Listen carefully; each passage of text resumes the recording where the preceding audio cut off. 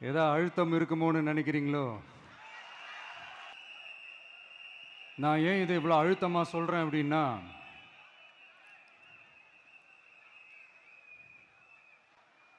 ஏதோ அழுத்தம் இருக்குமோன்னு நினைக்கிறீங்களோ? அழுத்தமா? நமக்கா?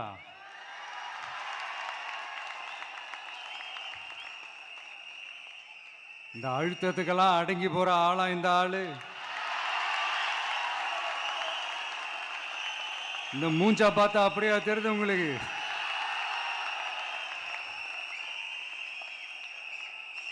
அதனால் அப்படியெல்லாம் நடக்காது. அதுவும் முக்கியமாக நம்மக்கிட்ட அதெல்லாம் நடக்கவே நடக்காது. ஆனால் அழுத்தம் இருக்குதான்னு கேட்டிங்கன்னா இருக்குது.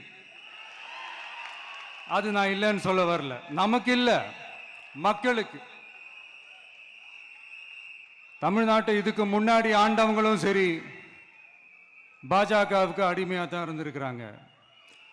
ஸோ அவங்கள நம்பியும் ஒரு பிரயோஜனமும் இல்லை.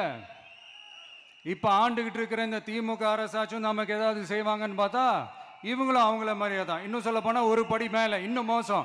அவங்களாச்சும் நேரடியாக சரண்டர் ஆகி இருப்பாங்க, இவங்க மறைமுகமாக சரண்டர் ஆகி இருக்கிறாங்க. அவ்வளோதான் வித்தியாசம்.